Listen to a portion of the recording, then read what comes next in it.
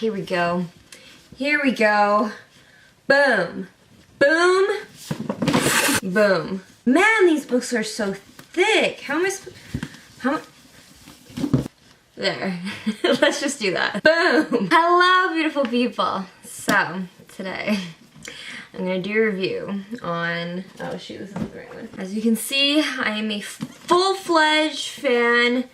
Full-fledged. This is the Chaos Walking trilogy. The movie title, Chaos Walking, is reflecting the trilogy Chaos Walking. However, the movie Chaos Walking is not about the trilogy Chaos Walking. It is about the first book in this series. I'm trying to look for the day of, like, sorry, not the day, the year of when I got this, and it keeps telling me 2009, but I'm like, I swear, I didn't get this, like, way back in 2009. I'm pretty sure I started reading these around 2012-ish. Around 2012-ish. I do want to talk about some major differences that they did with this movie that just absolutely did not do justification for this wonderful book. And because they made these huge changes, oh my god, the source material is crying because of the changes that they made. In case you're not fully aware of the plot of this film, it's about a future dystopian sci-fi world where there's only men, and the men can hear each other's thoughts. For some reason, something happened, and now all the men can hear each other's thoughts. Our main protagonist, young Todd here, makes the discovery of finding a female. However, because all the men can hear each other's thoughts, the mayor overhears this and doesn't seem to be too thrilled about it. So Todd takes the girl, goes on the run, mayor's trying to hunt them down, and a whole bunch of shit ensues. Let's talk about the cast first, because the cast is definitely one of the main things I do want to talk about. So they casted Tom Holland as our main protagonist, Todd. They casted Daisy Ridley as our other main protagonist, Viola. And they casted Mads Mikkelsen, the Mads Mikkelsen, to play the mayor. And Nick Jonas. Pretty star-studded cast. Pretty amazing talent you got there. And Nick Jonas. I had no issue with the acting in this film. I think Tom Holland, you know, he does such a good job portraying like a young, innocent boy, as we've seen with his Peter Parker portrayal, and he's a likable guy. We like Tom Holland, we like him. Daisy Ridley too, I didn't really have a problem with her acting either. She also, as we know, she's a brilliant actress too. And Mads Mikkelsen. Mads Mikkelsen is sick. My main issue with this casting is the fact that they casted two very much adults to play teenagers. Obviously, Tom Holland can definitely pass as a teenager. I mean, again, we've seen him as Peter Parker, and he's very youthful. He can portray a teenager for sure. Daisy Ridley was pretty pushing it for me. I get that they put the whole wig thing on her, I think probably to make her look younger, but she's still pretty old. And why do I have a problem with this? Why is this a problem? Because this baby right here, okay, who Tom Holland and Daisy Ridley are supposed to portray are 13 years old. I get it if they're supposed to be like 16, maybe even 15 or 17, you know? Like, we can get away with casting middle-aged adults, late-age adults for teenagers like that, but they're supposed to be 13. But again, why is this so important? Why does this change the story so much? Well, I'll tell you. A grand central theme in this first book especially is loss of innocence. One thing that made the book so compelling for what it was is because of the fact that all of the things that are happening are to two 13-year-old kids. Like, they're young kids. So when you take away that age and age them up, it doesn't really have as much of an impact. In the movie, they even changed just a major thing that I'm like, why? Why did you shy away from that? There's a particular scene, I'm not gonna say what it is because I think that'll just spoil the whole thing entirely, but there is a scene where Todd has to make a decision, and it's a pretty big decision, and in the book, it's dark. It's very dark and it's very grim, And as the audience, it really gets you thinking and it's impactful. However, because Todd is now an older, like, I would say Tom Holland's supposed to be like 16, 17 in this. Because he's older, you don't really care for it that much. And just with the premise alone, with Todd having to go through the jungle with just his dog and this girl that he doesn't even know as a 13-year-old boy, that's hard shit. So the fact that they aged him up really loses that impactfulness to the story, because you just feel like, okay, well, he's older, so it looks like he can pretty much handle himself on his own. Like, he doesn't, Tom Holland like Tom Holland. He looks like he can figure shit out. He looks like he's fine. So yes. I think it would have helped if they would have casted actual teenagers. They didn't have to cast an actual 13-year-old kid, but at least teenagers. That's that whole spiel, okay? That's one major difference, okay? There's way more. So plot-wise, the way this movie is shot and the way everything is edited and put together is so messy. There were filming issues, and I guess after they show the film, the first draft of the film, to either a test audience, they didn't like it. They didn't like it, and they deemed it unwatchable. So I can't even imagine the atrocity this movie was to begin with. So because of that, they had a bunch of reshoots, and it shows. There were just a bunch of things in there that it just felt like yeah, like the editor was trying their best to add the new scenes in and to make it flow, and it didn't flow. It didn't flow. Next thing I want to talk about is the noise. So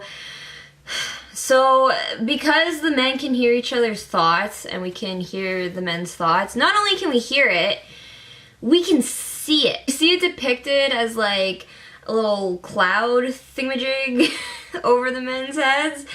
And it was just so unnecessary. I hated that. From the trailer, from when I saw that, I'm like, this is bullshit right here. This was such a huge missed opportunity for sound mixing and sound editing. They really could have done something cool here with the sound. It's just supposed to be in their heads. You're not supposed to actually physically see it. There's a scene earlier in this movie where Tom Holland's character is having an argument with Nick Jonas, and his defense mechanism is saying, snake, snake, snake, snake, snake, snake, and you can see the snake being projected from his mind, and Nick Jonas can see the snake coming out of his mind and see the image, and that's not true. It just made it cheesy. It just made it so cheesy and corny. Like, I don't know why they had to do that. It would have made for such eeriness throughout this film if they would have just let it be that way, where you just hear each other's thoughts. So that's other point docked. One of the major changes, though, that pissed me off so much, because it was so good in the book, and if they had this in the film, you would have had heart. You would have so much heart in this movie. The dog. They did the dog so dirty in this film. The dog talks. The dog talks. Throughout this whole first book, the dog is like his best friend. He is a main character. The dog is a main character. The very first page introduces the dog as a talking dog. It sounds like it could have been bad. Like, obviously, like, again, this has to do with filmmaking and how you're able to adapt source material. It could have easily been cheesy, corny. Like, easily this could have been, like, really badly portrayed, and I'm guessing that's why they chose not to do it, because they just didn't know how to do it. But imagine Doug from Up. Okay, you know how Doug from Up is and how we freaking love Doug from Up? That's literally this dog in this book. That's how the dog is. We don't see the dog's lips moving. It's just the thoughts. His thoughts are like a dog. It's not like he talks like a dog. And what Dog's thoughts are, like Doug from Up. So, like, why didn't you have that in the movie? That takes away so much heart from this film, because the relationship between the dog and Todd is huge in this story. Like, you see it in this film that it's literally just Todd, the dog, and Viola. So when you take the dog's voice away, it's literally just Todd and Viola. They're very compelling characters, but because they had the dog with them, and they had the dog as like this innocent, cute voice of reasoning, it made for such great comedy and such great loving, lovable moments with this creature, and added a character. You have a whole character right there with the dog and his thoughts, and they took that away. They took all of that away. They did the dog so fucking dirty in this movie. Lastly, the chemistry. I like both actors. I like them. I think they worked well enough in this movie.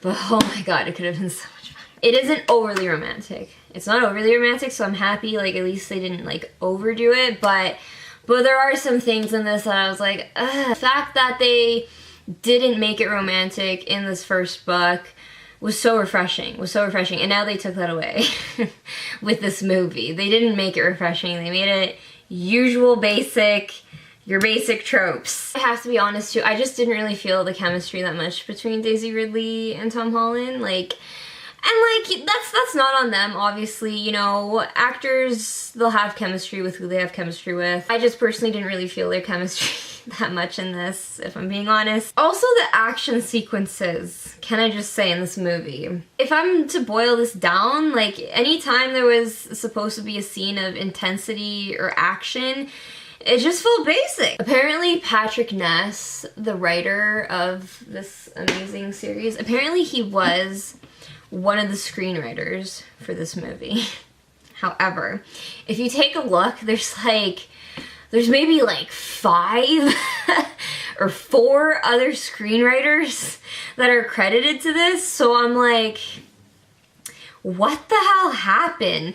I can't see him saying that he loves this movie and loves the portrayal of what it did to his book, because it really didn't portray his book. I feel like they just added him to the screenwriter list just for the fuck of it. Just for the fuck of it, and just to have people happy with it and being like, oh, okay, so the original writer is part of it, so it does have to be good because he's part of it, right? Right? Wrong. Overall, this is a basic-ass movie. Probably whoever sees this is gonna forget about it within like 2 seconds. With all that being said and all my thoughts and comparisons, I hope y'all have a better understanding of the potential this movie had and how they just wrecked this book. I'm gonna give this movie a D+. Yeah, honestly, I don't know. These are fantastic books that touch on fantastic themes and have fantastic characters. So if you're a reader, or if you're not a reader, I don't care if you're not a reader. If you're not a reader, just read these anyway. It is actually one of my favorite book series of all time. It actually is. Like, I absolutely love that series, so I hope y'all enjoyed this. I hope y'all enjoyed my perspective on these things, being the passionate book fan I am. Let me know your thoughts if you're a fellow book fan with me and you thought they did us dirty with this movie. Let me know if you're not a book fan and you just saw this movie and you didn't realize how much wasted potential this movie was. Thank you all so much for watching. I have so many more videos planned. Oh my god, Justice League is coming. Godzilla vs. Kong is coming. We have some exciting movies coming out, and I'm excited. Thank you all for watching. I am the Film Freak.